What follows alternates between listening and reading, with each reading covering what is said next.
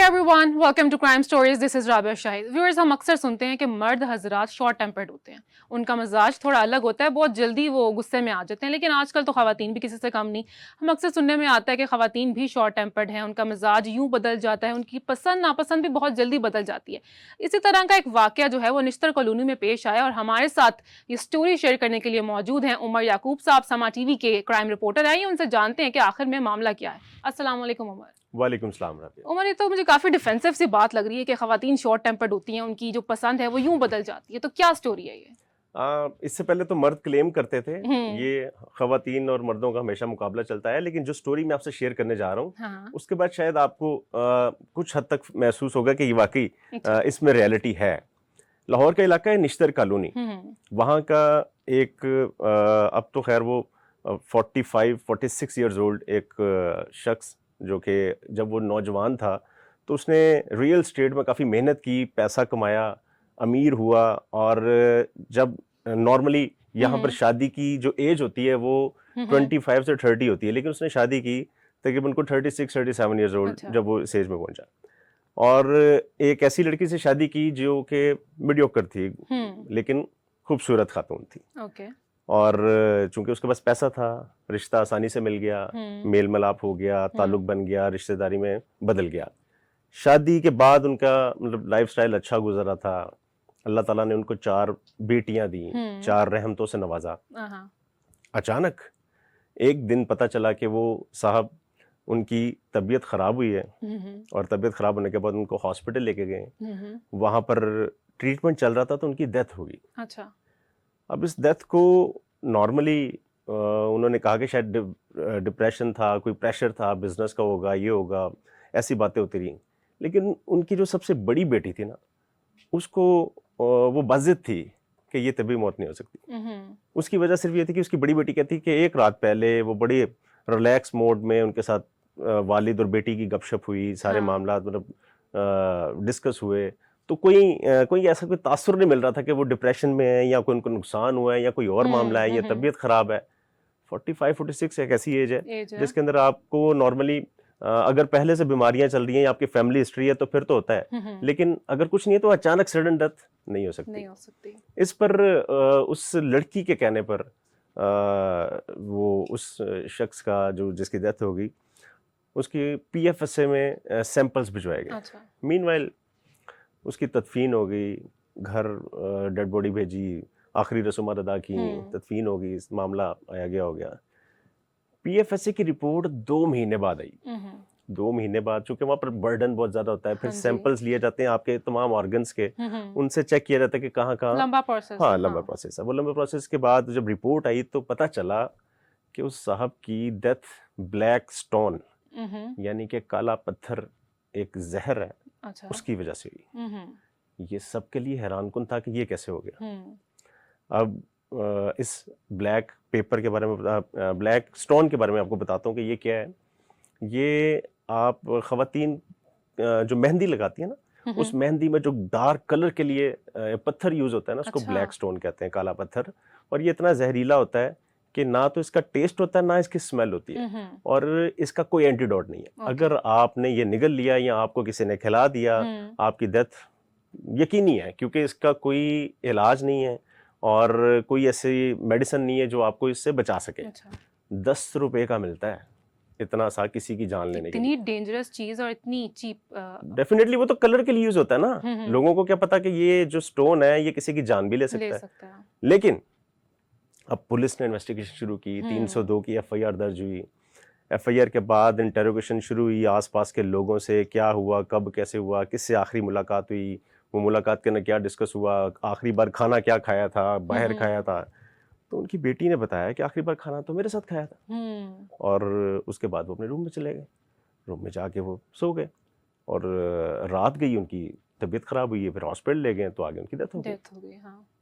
इस पर पुलिस ने इस शख्स की वाइफ को शामिल तफ्तीश किया और उसका मोबाइल फ़ोन डाटा, उसकी चीज़ें, तो अपेरेंटली पुलिस को कुछ नहीं मिला कि स्मूथ लाइफ चल रही है, 4 बच्चे हैं, 4 बेटियां हैं और ठीक ठाक फैमिली है, अच्छा खासा उसका बैंक बैलेंस है, कोई घर के अंदर परेशानी नहीं है, कोई मामला नहीं है।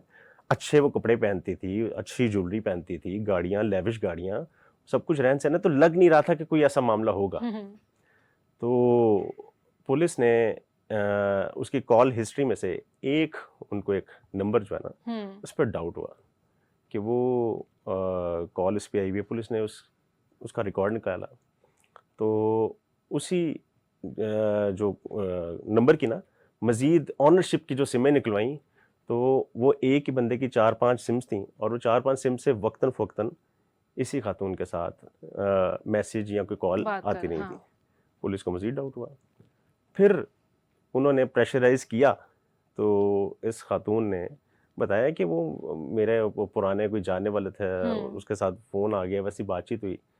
मज़ीद प्रेशराइज़ किया, तो साथ में बेटियों का रवैया भी बदल गया कि हमारी माँ जो है वो छुप के किसी से बात भी करती थी, या बात करते हुए उसको मतलब अगर बच्चे सामने आ गए या हस्बैंड आ गए तो उसने फ़ोन बंद कर देना। तो उन्होंने ये बयानात भी दिए। फिर फैमिली के भी प्रेशर आना शुरू हो गया कि एक बंदा जो बिल्कुल सही सलामत था, अच्छी ज़िंदगी गुजारा था, अचानक उसकी डेथ हो गई, तो उस पर फैमिली प्रेशर ने भी पुलिस पर कुछ ज़्यादा प्रेशर डाला। तो पुलिस ने फिर इस खातून को दोबारा इंटरोगेट किया, तो पता चला कि इसने उस रात को मिल्क शेक के अंदर वो ब्लैक स्टोन डाल के दिया था ताकि वो इसकी जान ले सके, और उस खातून का किसी और के साथ कोई अफेयर था जो कि पुराना था, और वो दोबारा से जिंदा हो गया, शादी से पहले का था। हाँ, दोबारा से जिंदा हो गया, और उसको लगा कि वो ज्यादा अच्छी जिंदगी है। So despite of having the kids और एक प्रॉपर आप अच्छी जिंदगी गुजार रहे हैं, आपने जैसे बताया कि सब आसाइशें हैं, लेकिन उसके बावजूद अब आपको अपने पहले सवाल का जवाब मिल रहा होगा कि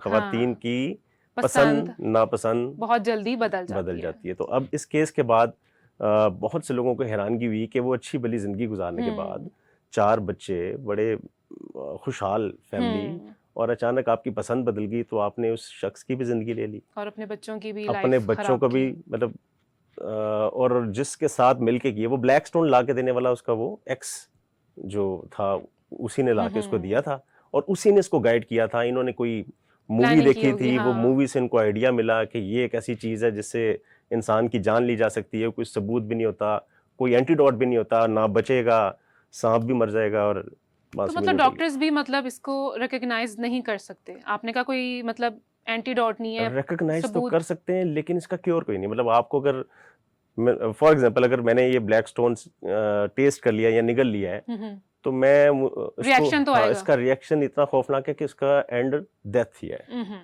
इसको रोकने के लिए आपके पास कोई ऐसे एंटीडोट नहीं है कि बच जाए। तो ये रिपोर्ट्स में आया कि वो ब्लैक स्टोन की वजह से इसकी डेथ हुई थी।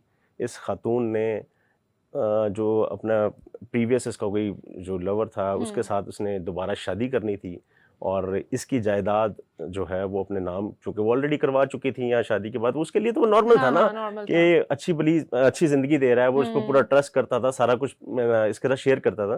तो उसको क्या पता था कि वो आगे जाके ये एक भयानक सीन भी हो सकता है। अच्छा उमर, जब वो खातून इंटरोगेशन में आ गई, पुलिस वालों को पता चल गया कि उनका ही मतलब इसमें रोल है, तो फिर वो लड़का जिनके साथ उनका अफेयर था, उसको पुलिस ने इंटरोगेट नहीं किया, उसको नहीं पकड़ा अभी तक? पकड़ लिया ना, दोनों को पकड़ लिया ना, खातून को भी पकड़ लिया, उस शख्स को भी पकड़ लिया, चूंकि उसने बाकायदा तौर पर ये जुर्म किया है, वो ब्लैक स्टोन वो लेके आया था। एडमिट किया उन लोगों ने, दोनों ने इतराफ़ जुर्म कर लिया है, दोनों इस वक्त पुलिस की कस्टडी में, इंटरोगेशन चल रही है मजीद कि क्या क्या हो सकता है। लेकिन जो फाइनल था वो यही था कि इन्होंने उस ब्लैक स्टोन के जरिए उसकी जान लेनी थी। बाद में उसकी जायदाद, चूंकि वो खातून गरीब घराने से थी, उसको जायदाद मिल जानी थी, उसने इसके साथ शादी कर लेनी थी, प्रॉपर प्लानिंग थी, प्रॉपर प्लानिंग थी। तो वो शायद मतलब पुलिस वालों ने बताया कि जब आपकी लाइफ थोड़ी सी गुजर जाती है ना 8-10 साल, और आपके बच्चे हो जाते हैं, तो आप अपनी वाइफ को टाइम जरा कम देना शुरू कर देते हैं, आप बिजनेस पे फोकस कर देते हैं, या बच्चों के साथ ज्यादा मगन हो जाते हैं, तो उसको निगलेक्ट होना पसंद नहीं था।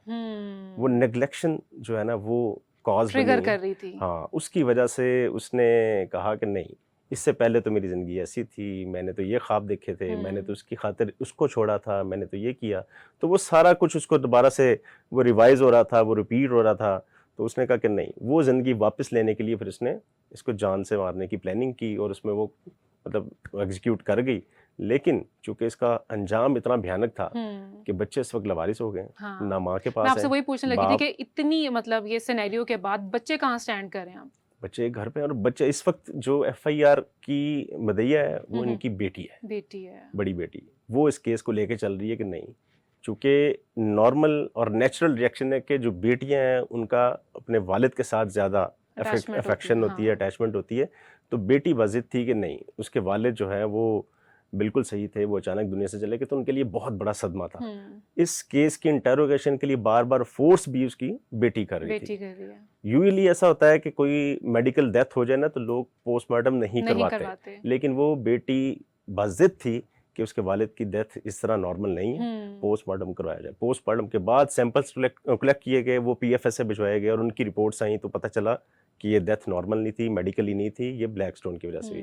Well Umar, thank you so much for sharing such an interesting story with us. और मेरे ख्याल में इस स्टोरी में हमारे लिए 2 लेसन हैं। पहला ये कि वो खवातीन जिनकी पसंद बहुत जल्दी बदल जाती है, जिनको लगता है कि उनकी ज़िंदगी में जो कुछ उनके पास हाल में मौजूद है वो उनके लिए काफ़ी नहीं है। और दूसरा मैसेज ये कि we should be proud of the daughter जिसने अपने फादर के लिए स्टैंड लिया। इसी के साथ मुझे दीजिए इजाज़त, आपसे मुलाकात होगी इंशाल्लाह कल। तब तक के लिए बाय बाय।